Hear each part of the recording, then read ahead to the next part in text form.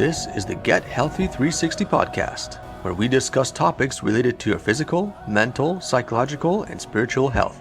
Your host is Dr. Chris Ferguson, board certified in anesthesiology and pain management. This podcast is for informational purposes only, and you should consult your primary healthcare provider before making any decisions related to your health. And here's your host, Dr. Chris Ferguson. Today we have a special guest, Dr. Raja Sivamani. He is a specialist with really two interests. He is interested in Ayurvedic medicine, and he'll get into exactly what Ayurvedic medicine is for those who aren't interested. He is also a board-certified dermatologist, and what we're going to be talking about is how these things fit together and really how the food you eat and your gut health and also your mental health has an outward manifestation into your skin health. Dr. Sivamani, thank you very much for joining us today. It's a pleasure to be here. Thanks for inviting me. It's always fun to talk about these topics and even more fun to see how we can learn more about ourselves while talking about them. I'm dying to know, what is Ayurvedic medicine? How did you get interested in it? Ayurveda is a form of medicine that comes out of India. I have to say, when I first heard about Ayurveda, I grew up in an Indian household. My mom used to always tell me, you should take more turmeric or you should drink this or drink that. And I used to think, oh gosh, I don't know about incorporating this into my lifestyle. It's kind of funny. It's been a full circle. I didn't really think about Ayurveda until I went to medical school. And when I was in medical school, I remember learning about all these biochemical pathways and how the science of the body works. But one thing I felt was missing was I didn't get much training on nutrition. I only had just a couple classes on nutrition, and it wasn't even directed at, how I should eat. It was more about, are you deficient in this? Do you need to eat a bit more of this kind of nutrient? It didn't have like a holistic package. And so that's when I started thinking about Ayurveda and started to really delve into it and then actually pursued the training. Ayurvedic medicine I think it's a very interesting way of looking at the body. They look at the body basically in the sense of balance versus imbalance.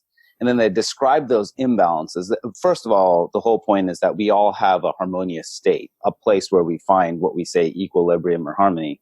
And then all of us have these micro shifts away from that harmony. And Ayurveda's whole approach is, how do you find how you've shifted out of harmony?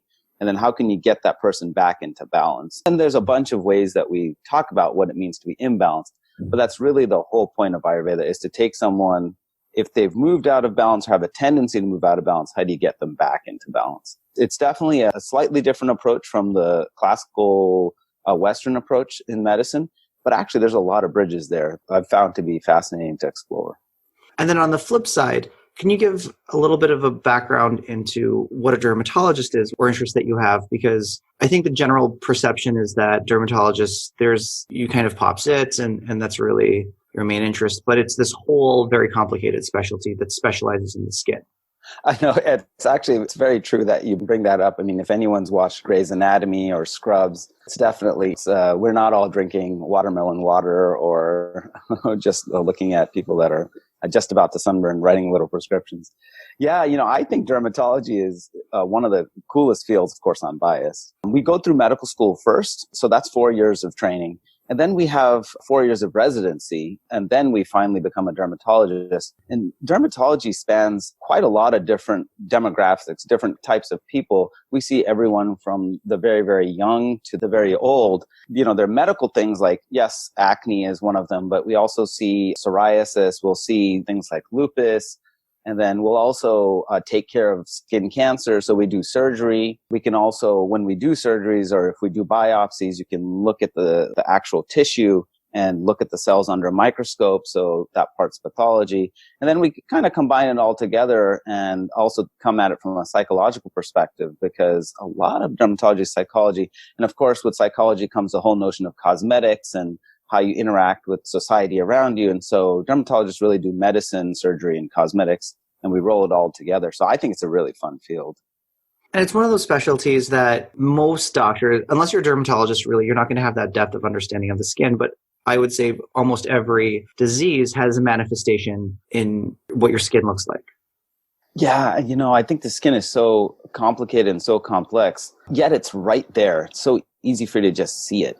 And the reason we spend so much time learning about skin diagnosis and looking at the nuances of the skin is that sometimes it's really subtle changes in the skin that make a difference. And so sometimes if someone has psoriasis versus eczema, to someone that's not used to seeing this skin, or even leprosy, you might think, oh my God, they all look really similar. But as you get into it, you start noticing there's little subtle changes. And your point is absolutely true. Even if you take psoriasis, for example, you can have many different kinds of psoriasis. So it's not so simple to just say, oh, this is psoriasis.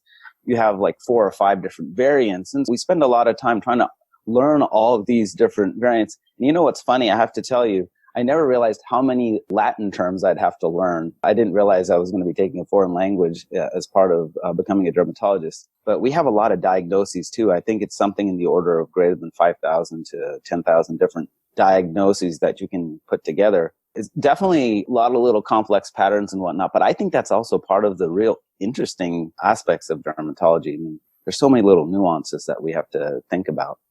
So we're going to dive right into the gut-skin axis, which is not something people typically think about. You mentioned drinking lemon water, watermelon water, or whatever it is to improve your skin appearance. But I can think of a lot of people I know that would be kind of unhappy with me if I didn't say, well, what are the foods that can make your skin that youthful, clear appearance? And then you can go beyond that into other things that you could eat to impact your skin. Specifically, my wife that is going to be angry if I don't ask that question.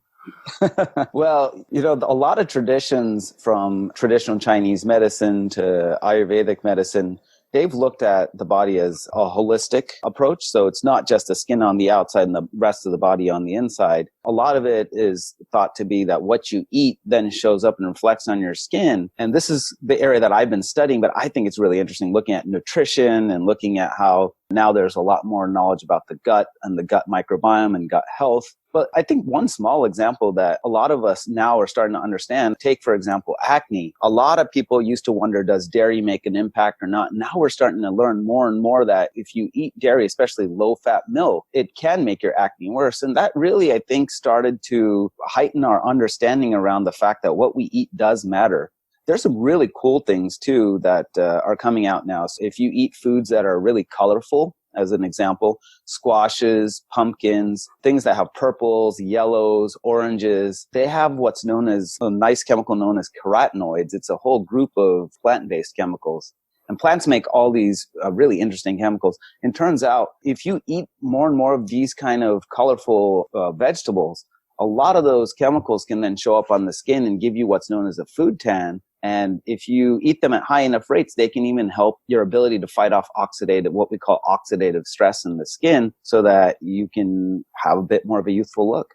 So when you say oxidative stress, can you clarify that? Yeah, you know, we're surrounded by a lot of what we'd call environmental insults to the skin. Our skin is designed to be, one of the charges is to protect our body. And so it faces things like pollution, if there's a lot of pollution in the environment, sunlight, that's another one, if you get too much sun exposure. All of these things cause stress on the skin. And this whole concept of oxidative stress is when you have some sort of injury that hits the skin or some sort of damage that comes on the skin. It can create all these what are known as free radicals that can go around and wreak havoc and cause aging occur a little faster, cause the skin to damage a bit. And then it doesn't work as well as a barrier either in protecting your skin. And so anything that you can do to protect your skin against these changes is really important in maintaining a youthful appearance. So thinking about some of the specific foods you're recommending, is there a difference in the recommendations between low-fat milk and, say, whole milk that hasn't been processed? Well, you know what's funny? I, for the longest time, used to think low-fat milk was just you take the fat out of milk and there you go. Lo and behold, low-fat milk. Well, it turns out, no, it's a different state by state, but and I'm in California, but it turns out that when they take the fat out of the milk, they usually put a filler back in to give it a bit of consistency. And sometimes that filler can have other factors in there, like it can have things like a little bit of whey, can have a bit of sugar in there. And so it turns out that low-fat milk might actually not be so good for you if you have, in the example that I had talked about with acne, it might not be so good if you're giving someone an extra bit of a whey load or a little bit of extra sugar. Then low-fat milk isn't just taking fat out, but there's changes in the milk itself so that there is some bona fide differences. So can you marry those two between the recommendations from classical dermatology and the recommendations between Ayurvedic medicine? Yeah, and so I think this is a good point to talk about Ayurveda just a little bit. In Ayurveda, they have what are known as the three doshas, which are physiological energies that describe the body by and large. And the three of them are known as Vata, which is spelled Vata, Pitta, Pitta, and Kapha, which is Kapha. And so the way these three doshas work in the body is that Vata is really related to motion, cellular division at the cellular level, but it also talks about just movement in general. You need that because if we want to get things done, the whole idea is that if your body wants to get things done or you want to get things done, or if you want your thoughts to move, and I'm kind of transcending all the different aspects of the body, that's the role of Vata. And then Pitta is all about transformation. So metabolism, and when it comes to the mind, it's looked at as motivation and your energy to go do something.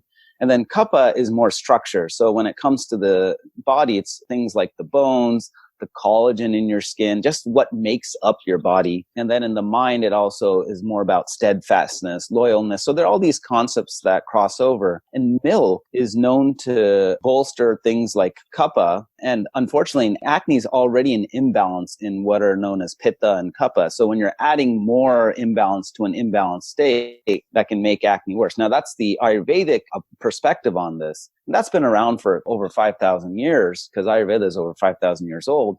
But now we're starting to see that some of these links may actually be true when we're looking at it from the Western approach and the Western research paradigm. Can you give the classic medical explanation as to why you have acne? Because a lot of the elements that you spoke about with an imbalance of flow, et cetera, seem to resonate with how my understanding of acne works. Yeah, acne is definitely one of the most common conditions, but it's also one of the most complicated conditions. I actually spend a lot of time looking at acne. I think acne is a really important condition to think about, especially because a lot of teens get it. It's right in their formative years, and it can have some major psychological impacts. But to go back to your question, yeah, acne is considered to be a combination of at least 4 different things. We have a lot of pores and oil glands that are located on the face, the upper chest, upper back. And when those oil glands start to overproduce oil or produce the wrong kinds of oil, inflammatory oils, it makes the body more susceptible to inflammation. So there's oil production. The pores also get clogged, which is not a good thing because now you're making oil and your pores are clogged. So then what happens is you start to back up with these pores that are basically filling up with oil. Then you can have bacteria that overgrow. So that's the third principle. And then finally, when all of that starts to get out of control, you get inflammation. And some of that inflammation can be quite severe, and it can lead to the last issue, which is scarring. As you can see, acne's got a few things in there that are involved, and they all come together. And I think the rate of acne is like somewhere in the range of 85% to 90%, especially in the US amongst teenagers. Oh, sure. I can definitely see that. But what's striking to me is how you have an imbalance in your skin, the imbalance of, exactly like you said, of all those pores. But it's almost like it's different wording when you're talking about the Ayurvedic medicine. Yeah, actually, that's a really good point. That's true because in the Western approach, we talk about oils being overproduced. And in the Ayurvedic approach, that would be looked at as a kaphic imbalance. And because kapha is, again, structure, and that relates to the oils in the skin. And so when you say oil being overproduced, then that's a kaphic issue, like the pores clogging. And that's usually because your skin is dividing too fast and then forming these barriers. That, again, is a kaphic imbalance. And then when you have inflammation and basically, all the immune system coming in and just creating a bunch of inflammation, that's the notion of pitta imbalance in Ayurveda. And so Ayurveda has looked classically at acne as a pitta, a kapha imbalance, but that's, like you said, refers to structural changes in the skin and inflammation that really do lead to acne. As we know, not everybody's going to get acne. It's just certain people have certain tendencies. And the cool thing there is that if you have certain tendencies, the idea in Ayurveda and in Western medicine is, can we figure out what your tendencies are? And then can we try to adjust your lifestyle so that you don't make it worse and give your acne a better chance of not getting out of control? So for optimal skin health, appearance, that youthful look that everyone wants, what are some of the foods that classic dermatology would recommend versus Ayurvedic medicine, and how would they overlap? This is a really good question. One thing that we do in the Western approach is that we do a lot of research studies. And then what we do is we try to pool all those studies together, come up with an overall recommendation. and then apply that to everybody. So what we try to do is we try to come up with high quality evidence and then make an average recommendation that we say is good for everyone. In Ayurveda, the approach there is more how personalized can we be to understand your particular imbalances. Then how can we give a recommendation that addresses those imbalances as best as we can, personalized to you? So it's this dichotomy, it's this push and pull between the two sides. One side is heavily focused on research and evidence, which I think is important.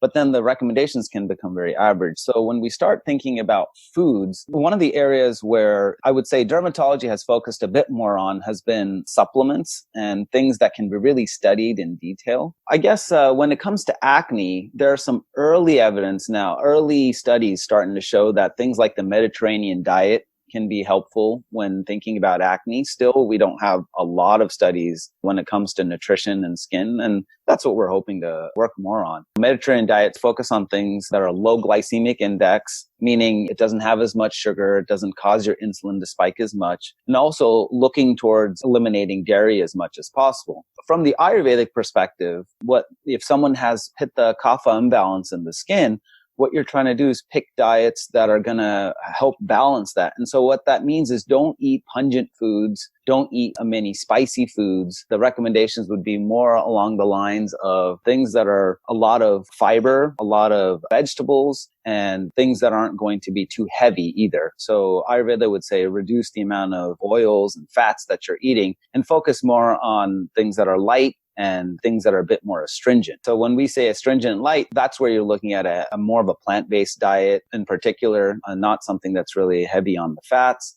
And then also looking to eat more of the full fruits and the full vegetables rather than taking a bunch of supplements. So that's where the Ayurvedic approach would come in.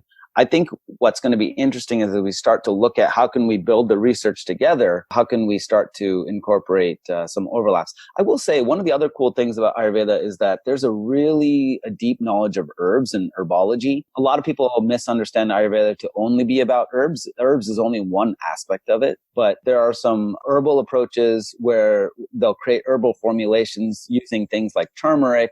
For acne in particular, neem is another one, NEEM. That's another one that gets incorporated. One that's really not known much at all, Manjishta, MANJISTHA. It's a beautiful red colored herb, and it's something that's been used a lot in India.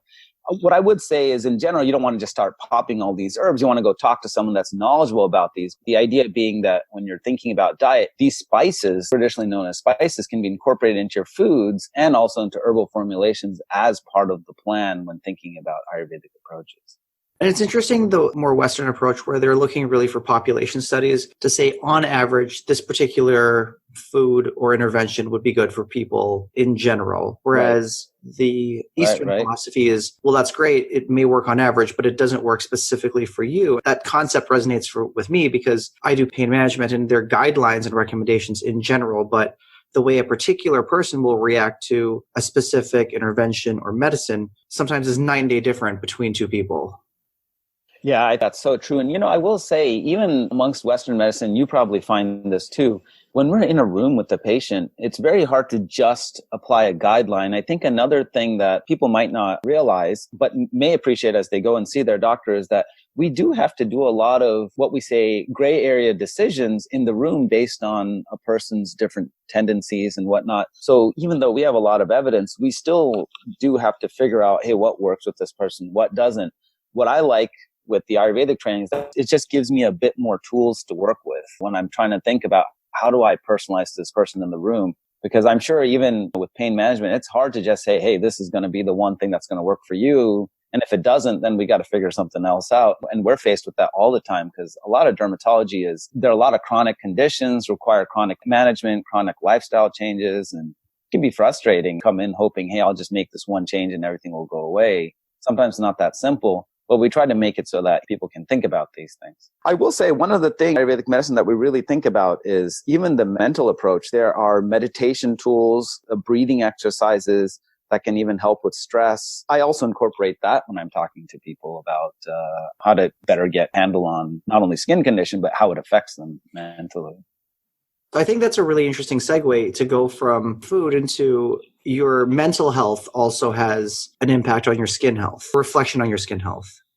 Oh, absolutely. When I started residency, one of the things that we were lucky to study with Dr. Peter Lynch. He's an outstanding dermatologist, and he was one of my attending physicians when I was just budding as a resident. And one of the things that always stuck with me when he used to talk to us about the role of stress was that he would say, look across the campus at any undergraduate campus right about the time of finals, and you'll see that acne is blooming everywhere. It was something that really stuck with me because it definitely, stress has a role in the skin, and it's both ways. I mean, if you have a bad skin condition or a skin condition that's highly visible, it can affect you psychologically, but even the other way around, if you have a lot of stress going on, it can impact your skin in many different ways. Hair loss or acne or psoriasis, it definitely has an impact.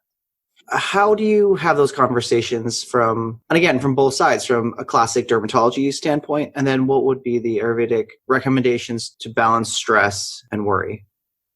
See, there's a lot of alignment between Eastern philosophies and Western philosophies because I think they both agree in principle that stress impacts the skin. I mean, there's no question about it. So the way I usually approach it is I try to understand how the skin impacts a patient when they come in. One of the first things I find out is why they're there and how does that affect them? How does it affect their relationships? How does it affect them socially? And I think that those kind of conversations really open up an opportunity between the patient and myself to have a deeper conversation rather than just, what am I going to prescribe you? And I feel like that allows me to understand what is it that really bothers them at the core. And then when we start thinking about the mental aspects, first and foremost, I think just being able to talk about it is a huge thing. And I think it's really important to acknowledge that stress is a role when someone comes in to see us. So that in and of itself, I think opens up a conversation, opens up open communication.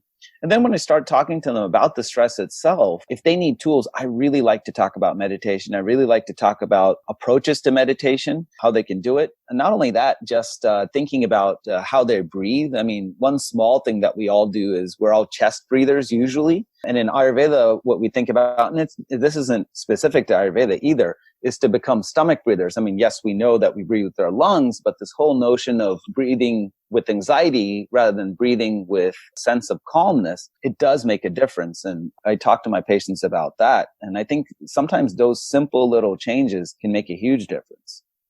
To be honest, I thought the breathing thing was kind of goofy because this is this breathing thing. I know how to breathe. But yeah, no, exactly. If anyone's ever done a CrossFit style workout or a high intensity workout, you'll notice very quickly if you don't manage your breathing, you'll burn out so much faster. And if anyone's done or familiar with something like wrestling or Brazilian Jiu-Jitsu, specifically Brazilian Jiu-Jitsu, they talk all the time about managing your breath because it regulates your stress response. And if you can manage your breathing, it gives you that much more endurance and allows you to function that much better. And a good coach will always say, manage your breathing and manage your energy flow. You know, it's funny you bring up breathing. My first lesson in breathing was I learned the flute. It wasn't for very long, I have to say, in the 5th grade. I learned the flute for a year. And I remember when I first started playing the flute, you're always trying to blow and get a good sound. What ends up happening is you end up starting to get lightheaded extremely quickly. And I started even learning at that point that the way you breathe and the way you control your breath does make a huge difference. So it's no surprise, especially when you're thinking about athletic activities, that breathing makes a big difference. You know, one thing that I've learned along the way, we do a lot of biopsies and people are never happy that they have to get shot before we do the biopsy because we numb them up. But what I do, even with young kids, as young as 5, even 6, I do take them through some breathing exercises where we have them focus on breathing in and breathing out slowly and whatnot. And I've found that it makes it so much easier to do these biopsies because they're able to handle their anxiety and the pain that comes with putting the needle in before we numb up the spot. Them focusing on their breath makes a pretty big impact in their ability to be okay with the biopsy, which I underestimated that too. I have to say, I was like you. I was thinking, hey, how much is breathing going to really impact this? But it really makes a difference on calming someone down, even in the moment. And so that's changed my whole opinion on breathing. And especially after I've gotten into Ayurveda, because breathing is so essential there and how you breathe. And I think that would be immediately applicable, not if someone's obviously if someone's having a procedure done, but also just say if you're in a stressful situation, if you're in a meeting or in a social encounter that becomes stressful, that's something quick you can do. Initiate this breathing exercise and calm yourself down. Can you just talk through quickly what that breathing exercise looks like? Yeah, just to keep it really simple, one of the things that we do that I like to talk to people about as a very first step is just pay attention to how you breathe. Do you see that when you breathe, is your focus on your upper chest? Because believe it or not, a lot of people, when they breathe, they're really focused on their upper chest. Or do you focus down into the stomach area, lower chest, really focusing on diaphragmatic breathing? And that in and of itself, I think that's where I start with. And I get people to really think about breathing with their, and again, going back to breathing with your stomach, the idea that you really breathe not using your upper chest muscles, but using that lower chest and the diaphragm and really focusing on that. Because I think when you force people to take a breath from below, it forces them to take a deeper breath and slow down a little bit. And that's one simple exercise that I get people to start thinking about. I know that if I'm in a stressful procedure or a stressful social situation, what have you, that deep tummy breathing where literally your tummy kind of goes out, comes back in, it makes a huge difference. And the stress level drops very, very, very quickly. Yeah. And, I think that even with pregnancy, Lamaze classes and whatnot, this whole notion of breathing, I think by and large, it's like over and over again, we see there's so many good aspects to learning how to breathe. I have to say growing up, I don't know if it was true for you, but no one actually taught me how to breathe. I grew up in the Hindu religion. Once you get to a certain age, there's this point where you start to learn the prayers and whatnot. One aspect, and I've moved more towards spirituality personally myself, one aspect that I started learning around 11, 12, 13 was this whole notion of how do you breathe and breathing out of the right nostril versus the left nostril. And I don't think I fully appreciated it. I think it was just going through being a child and learning and going through the motions. But looking back, I am thankful that at least I had that seed of thinking about what breathing means and how breathing isn't just breathing, but there's a way to breathe. Can you comment as a way of stress management? So part of what I do is I'll treat people with cancer pain. And I've had other people come on the podcast talking about being diagnosed with cancer and other terminal illnesses and how they dealt with it. And that's naturally an incredibly stressful thing. I've had other people come on who they spoke about how classic Western religions don't really seem to resonate with them. Can you go into a little bit of how Ayurvedic traditions or spirituality fit into that?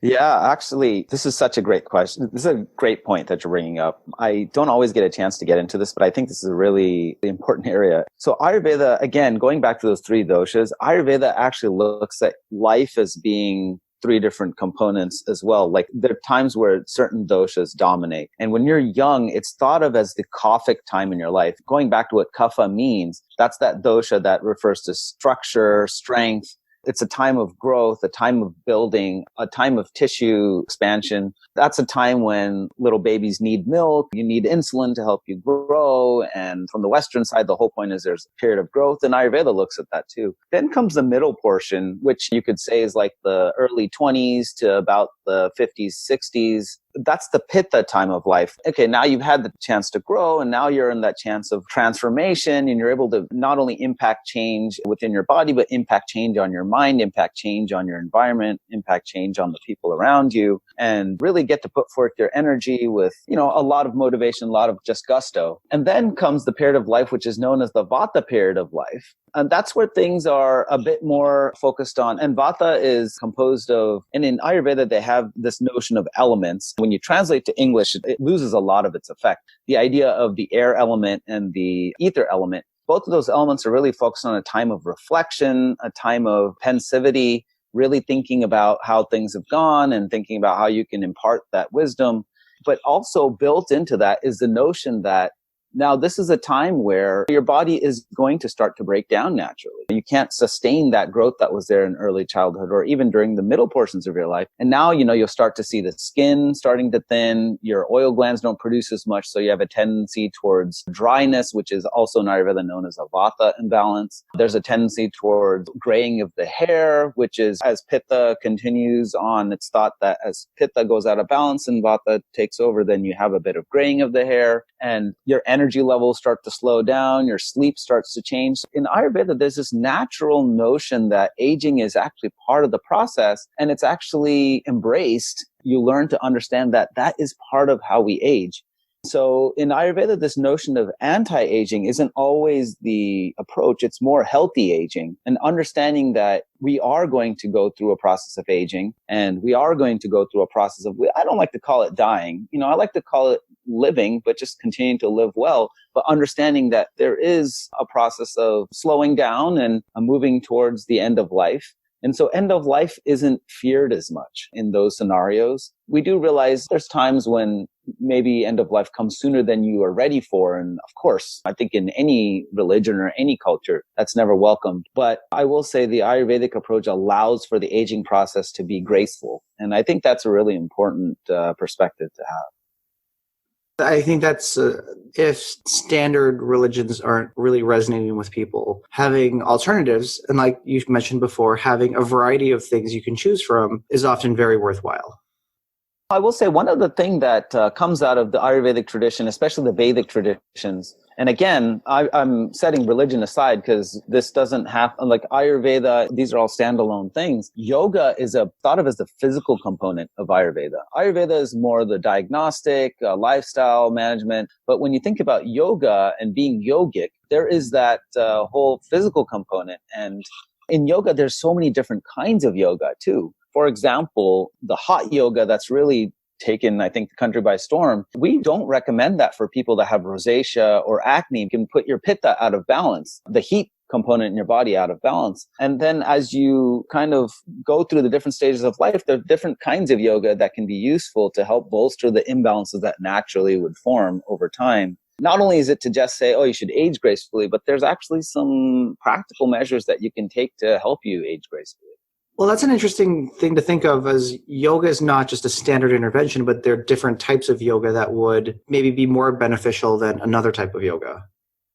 Absolutely. I think one thing I would recommend is, because yoga is so easy and so accessible now, is that for anyone that's listening, if you haven't started to think about yoga or tried it out, you should go to the local yoga studio and try to get involved. It's so accessible nowadays that I think I have yet to meet anyone that's regretted starting yoga. Any closing thoughts about the gut-skin axis, mind-skin axis, or Ayurveda medicine that you wish that people would know, or any parting thoughts? Yeah, well, one thing that has always been on my mind is to impart the notion that we're not just piecemeal organs and that we really are holistic. And when we think about being holistic, you really do have to take the gut, mind, skin all into account. I think the way the research is moving now is we're starting to incorporate all of these things. So we're starting to understand that, yes, not only is what you eat matter, but how you feel and how you think matters. And then so when you're thinking about a skin condition, think beyond skin deep. It's not just putting something on the skin, but if you want to impact long-term change, you should also think about, how am I feeling from a mental standpoint and how am I doing from a gut standpoint? Because one of the central tenets in Ayurveda is if you have an imbalance on the skin, it's a reflection of an imbalance on the inside too.